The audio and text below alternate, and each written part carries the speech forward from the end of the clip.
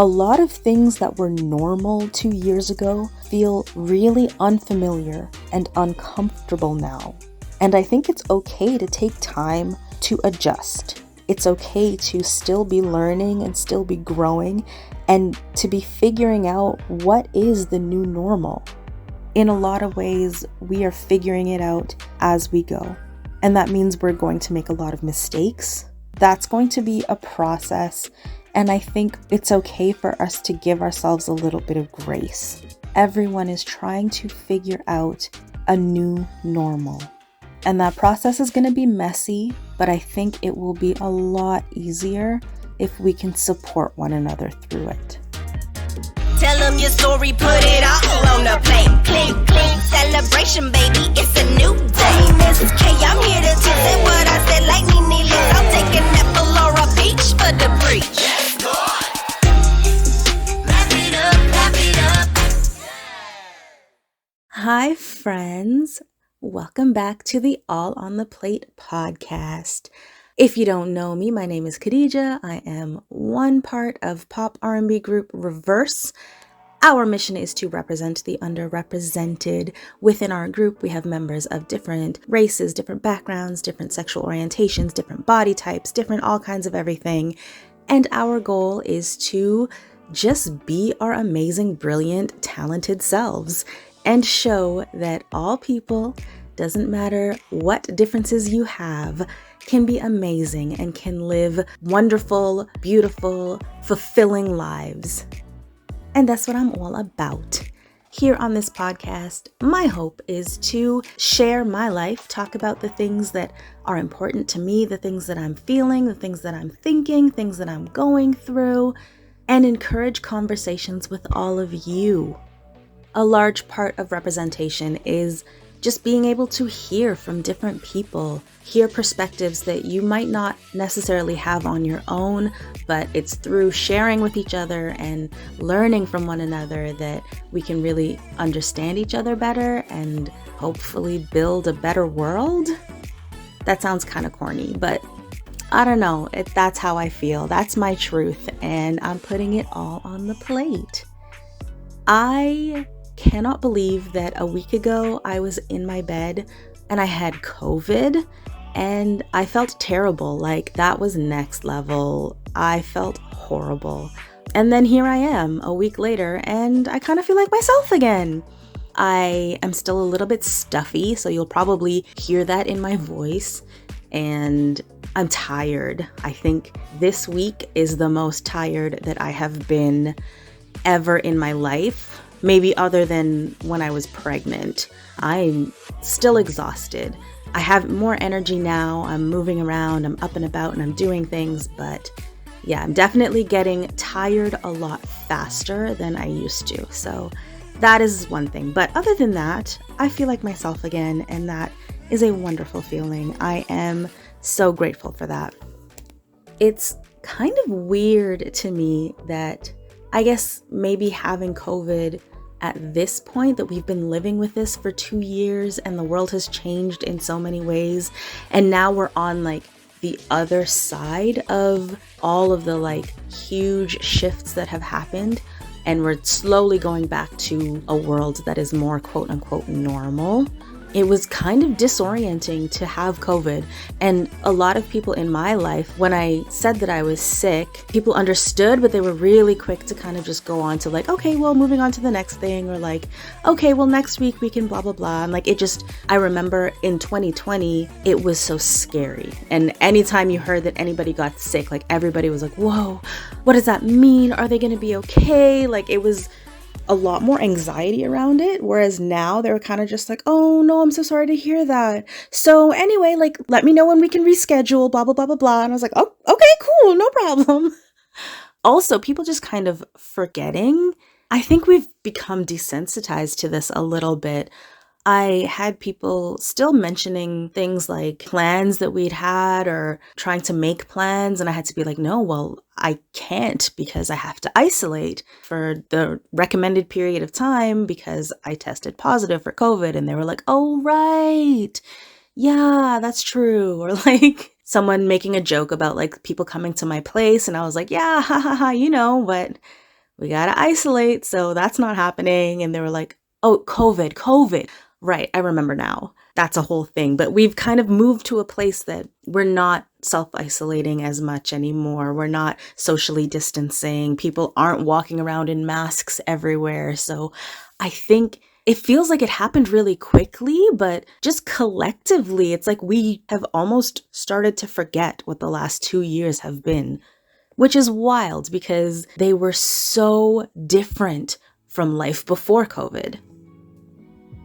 As things are happening and we're seeing events happening where there are large crowds of people, we go into stores and no one's wearing masks. Like, a lot of people have been vaccinated. So even like me, when you hear people get sick with COVID, within a matter of days, they're kind of back to themselves and they're back to normal. And it's not this big scary thing anymore for a lot of us. In our minds and the way that we're viewing it, it has become much less of a big scary monster. And so that has me thinking, what does that mean? Like, what does it actually mean for life to get back to normal? Is that a thing? Are we going back to normal? Is there a new normal? I don't know. And it's something I've been thinking about quite a lot over the last several months as we're moving into a space where mandates are being lifted and we're seeing the world opening up again and people are going back to work, all of these different things. I've really been thinking about what is life going to look like now after we've gone through such a huge global shift. Honestly, I know that social distancing has been very difficult for a lot of people. It has had a major impact on people's mental health. A lot of people have lost the supports that they need.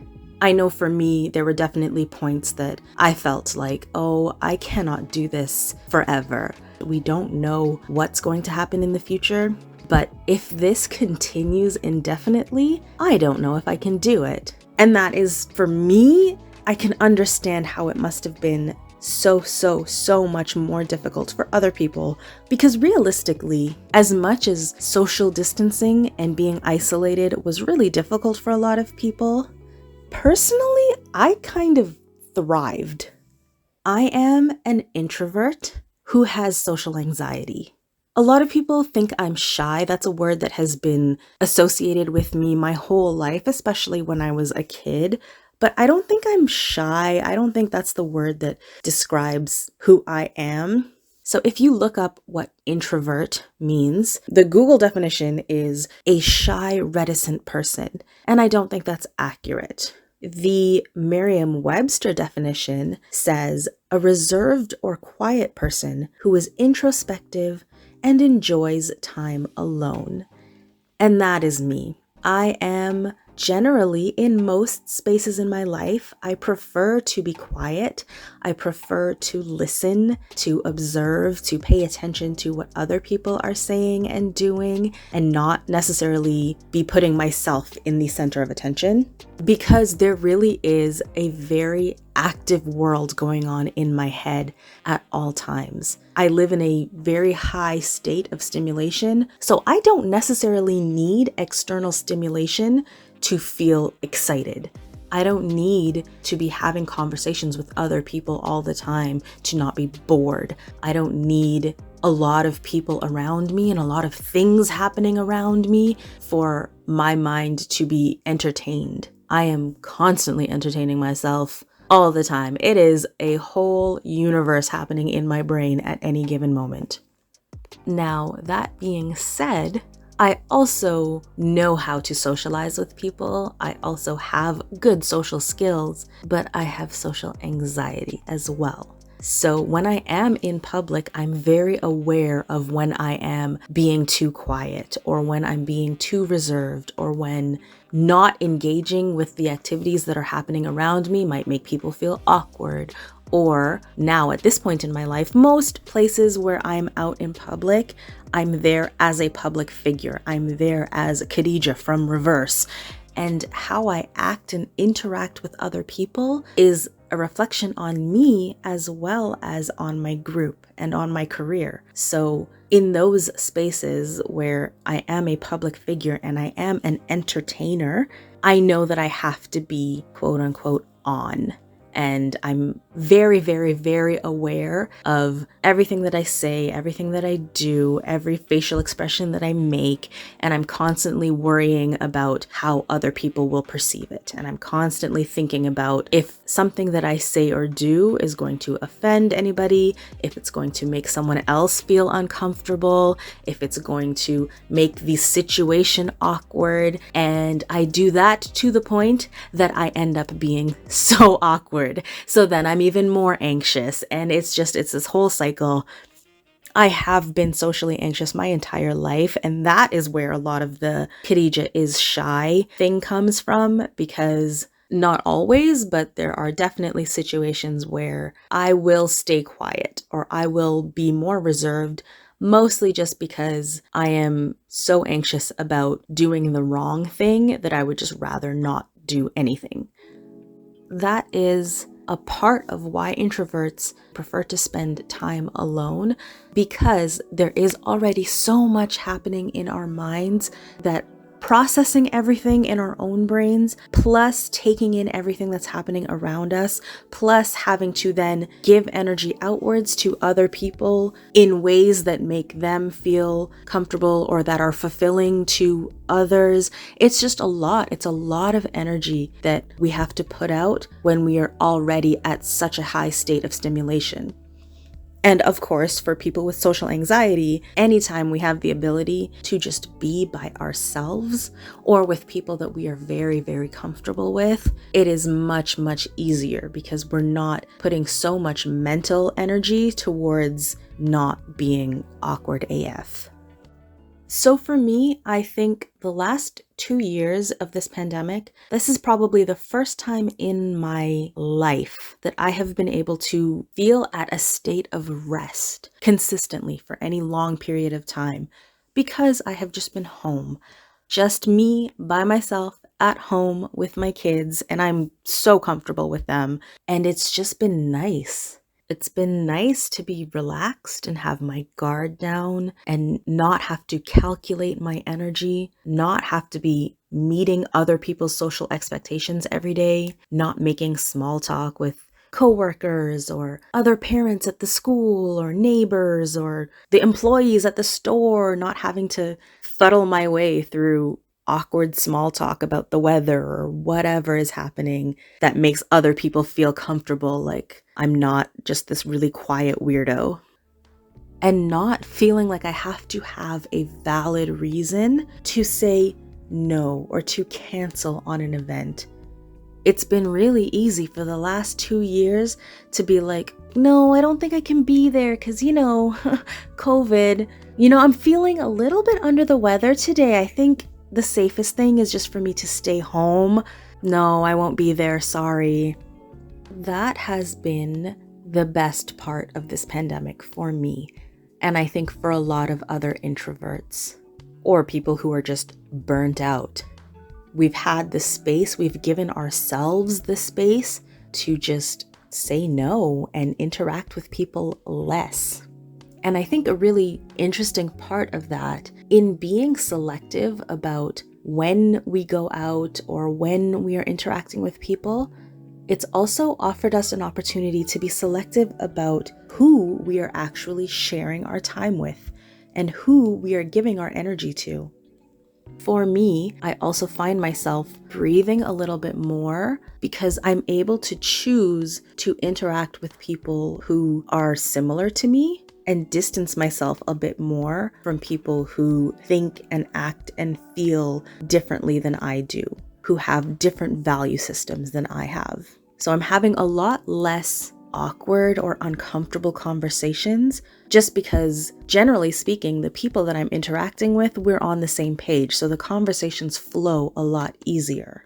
Of course, I think throughout the last 2 years, we've had a lot more reasons and opportunities to disagree with people because there are a lot of really big ideas that we've had to confront that we never really had to before.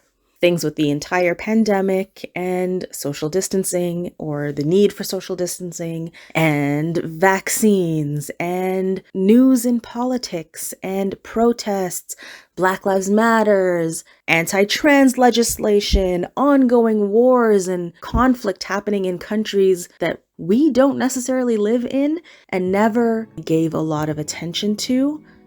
But because we are at home, because the internet is the thing that is connecting us more than ever before, because we don't have all the hustle and bustle of life happening to distract us, we are facing a lot of these things head on. And that is leading to a lot of uncomfortable conversations.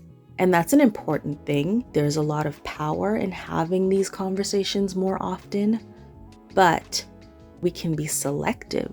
You're not having these conversations in the break room at work with a coworker that you're not really that close to, or at a family function with the distant uncle that you only see once a year, but now suddenly he wants to have an in-depth conversation with you about trans rights because he read an article online yesterday or whatever. Those interactions aren't happening as often. So there is a bit more space to decide how and when you want to protect your energy. And that is one way that I have been able to create boundaries in my life because of this pandemic. But also, I kind of think that just in general, I have created more boundaries for myself. My personal growth in the last 2 years has really been about honoring my needs more.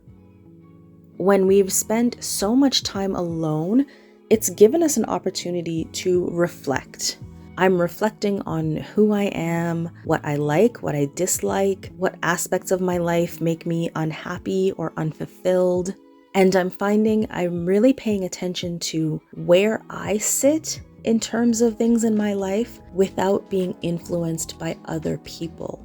I'm not making my decisions based on the people around me or the energy around me. It's just me by myself. I am by nature a peacekeeper. I am a unifier. If you're into Enneagram types, I am an Enneagram type 9. I have been this way my whole life. I always want to make sure that the people around me are happy and that they are as comfortable as they can be, that they feel heard and respected and understood and validated. Being such an introvert and being so introspective and also having social anxiety, I am highly attuned to other people's needs and other people's feelings and making decisions based on what seems best for the collective group.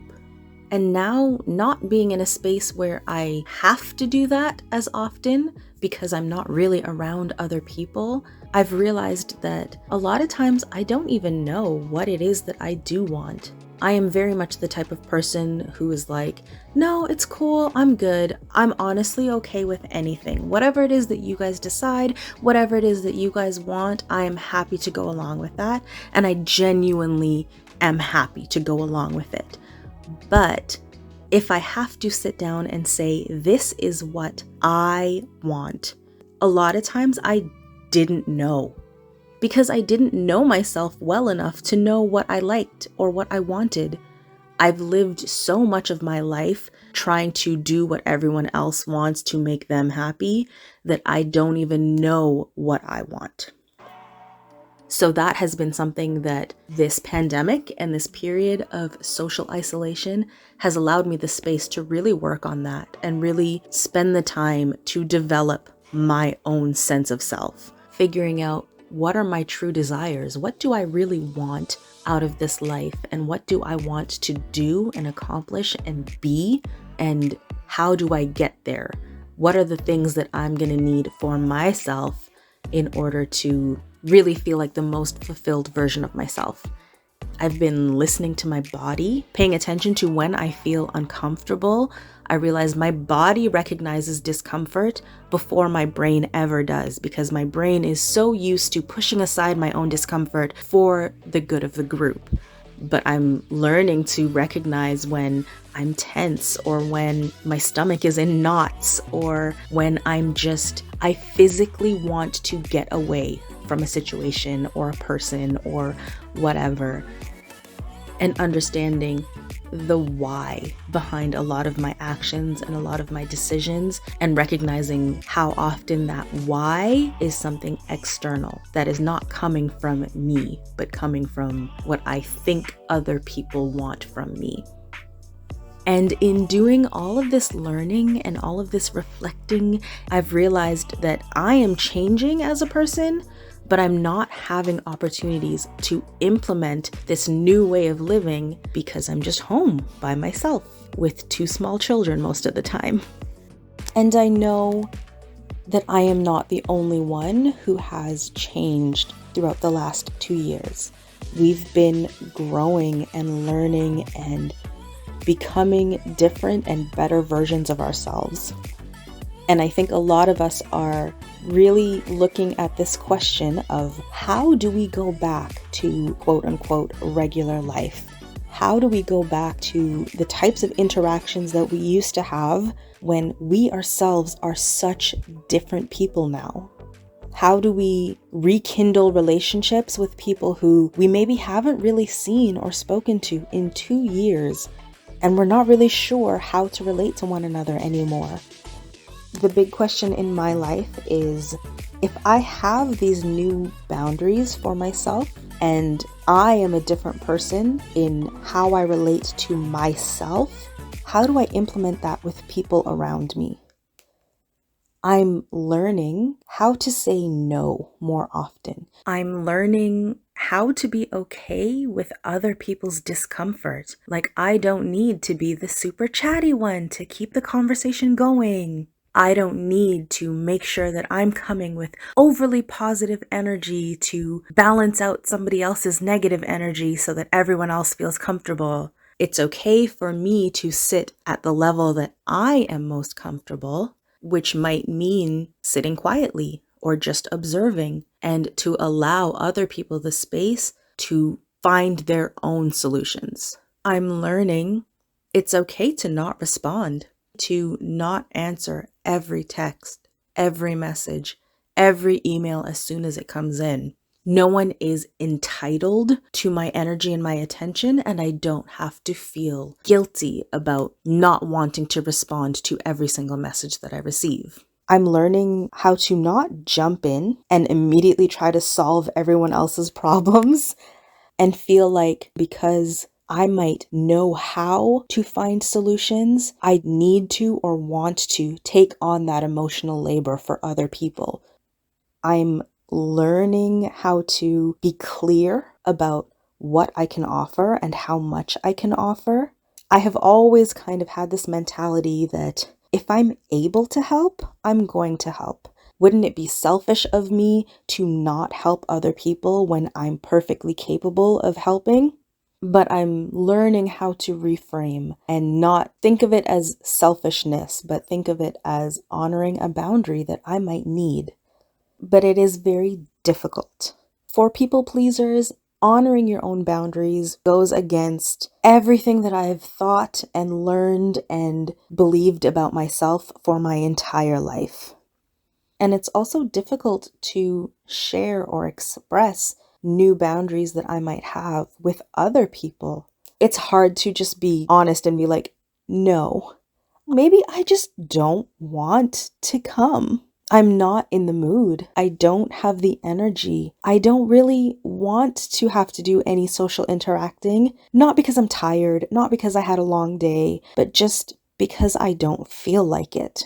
I don't have the emotional capacity to make small talk and pretend to be interested or pretend to be excited, because that is what the world still is. For introverts who have been happy and comfortable at home by themselves for the last 2 years, we are aware that going back out into the world means going back into those social norms, going back into meeting people's expectations when it comes to how you communicate and the types of conversations that you have, how talkative you are, how much you're smiling. It's been very comfortable not having to do that. So now, how do I explain to other people I'd like to continue not doing that and not feel bad about it? Other people's reactions really do make me feel very guilty. And that is partially the people pleaser in me. It is partially the social anxiety that lives in me.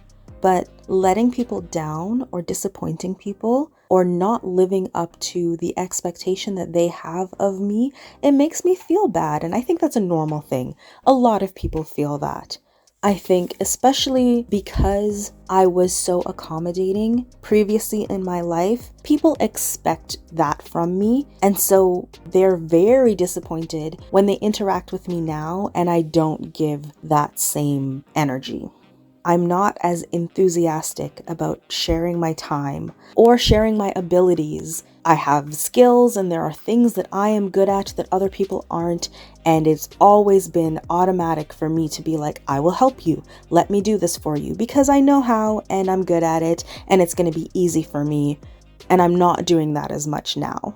I'm not necessarily giving my advice or that emotional safety net. I know that I'm creating this podcast because I want to create a space where we can talk more and really support one another and be there as an emotional safety net. But a large part of it is that I want it to be community based. We're here to support each other, but not being willing to be the one person who's going to give you advice and make you feel safe and make you feel validated and make you feel heard anytime that you want me to. That is definitely something that is really difficult for people, and I know it. I can see it. I can visibly see when people are disappointed that I'm not giving of myself in the way that they've been used to me doing for years and years and years. So it's this balance for me of trying to figure out, now that I know myself so much better and I understand my capacity so much better, how do I now transfer that into my relationships with other people? And I think that is going to be a process that's going to happen for a while for me. I'm going to have to continue experimenting with my boundaries and trying to learn to be okay with disappointing other people or thinking I'm disappointing other people. Maybe they're not even disappointed, but in my mind, I'm not living up to the standard that I should be living up to. So I need to keep practicing and keep learning to be okay with a new way of interacting. I don't like thinking about going back to normal. In so many ways, normal isn't the same anymore. The world has changed, society has changed, and we have changed. We have been forced to slow down, to sit alone with ourselves, to reflect on our lives and who we are in this world and what we truly desire. A lot of things that were normal 2 years ago feel really unfamiliar and uncomfortable now. And I think it's okay to take time to adjust and adapt. It's okay to still be learning and still be growing and to be figuring out what is the new normal. We don't know. In a lot of ways, we are figuring it out as we go. And that means we're going to make a lot of mistakes and we're going to try things that we realize we really don't like. That's going to be a process. And I think it's okay for us to give ourselves a little bit of grace. Be patient with ourselves. Be patient with one another. Be patient with the government. Be patient with the CDC. Be patient with the school boards. Be patient with our loved ones, our friends, our family members. Everyone is trying to figure out a new normal. And that process is going to be messy, but I think it will be a lot easier if we can support one another through it. Now, this is just me. I don't know that everyone else has experienced the same thing that I've experienced, but the purpose of this is putting it all on the plate because maybe hearing this, there's going to be somebody out there who is like, exactly, that is exactly what I was feeling. And it's so good to know that I'm not the only one. Or maybe I will put this all on the plate and everyone is going to respond and be like, you think too much. Relax. And I'm going to be like, it's because I'm an introvert. Leave me alone. But I'm curious to know if you are here and you have listened to this entire episode. I'd like to hear about the changes that have happened in your life, knowing that the world has changed around you and knowing that you have changed as a person. Do you feel ready to step back into the world and into everyday living and discover a new normal? I would love to know. Please, if you're listening to this on YouTube, comment down below and tell me your thoughts. If you are listening on Spotify, you can head to the Patreon page. The link is in the episode notes. And comment there and let me know how you are feeling after 2 years of a global pandemic. This really is so wild to me, and I talk about this all the time, but I feel like we are living in a dystopian novel. You know, whenever there's a flashback scene that explains how they got to where they are, it explains what the catalyst was that ended the world. That's what I feel like we are living in. We are living in the flashback scene to whatever Katniss Everdeen is about to do in the future. And I think it is fascinating. I am so curious to understand all of the intricacies and all of the different moving parts that are happening in the world that are creating this huge cultural reset. I can feel it. And honestly, I feel grateful that I have the opportunity to live it. I feel grateful that I have the opportunity to share it and share my experiences through the work that I do with Reverse, with our music and our video content online. I'm so grateful that I have an opportunity to share light, and we have been able to help people get through a lot of the darkest times in this pandemic by sharing our art and sharing who we are as people. And I really do hope we are now at episode 3 of the podcast, and the numbers last week were bigger than the numbers in the first week. So I'm hoping now the third week is going to grow even more and we can really start to build a community. I encourage everyone, again, please go over to the Patreon page. Nothing is behind a paywall, but that is where there will be extra content, blog episodes, video. I think this week I might play with Discord a bit. Again, I have never used this platform, but I'm going to reach out to the Ivy League on Reverse's accounts and see if there are a couple people who would like to have a little training session with me. Anyone who has used Discord or knows a lot about Discord, sit down with me and kind of walk me through some of the basics. So if you are one of those people, then head to the Patreon page. You can send me direct messages there. You can comment on things. And yeah, I just really want to build this community. I really want us to figure this out together. I am so excited.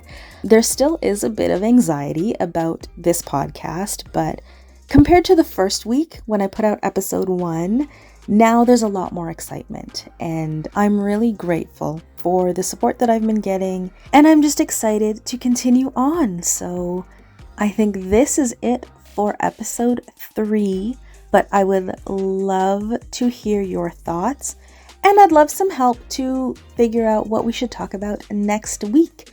I think I'm going to put a poll on Patreon as well as on my Instagram and give a couple of options because I have some really great topics that I'd love to dive into, but I want to know what the small community that we have built so far thinks and what they would like to talk about. So look out for that.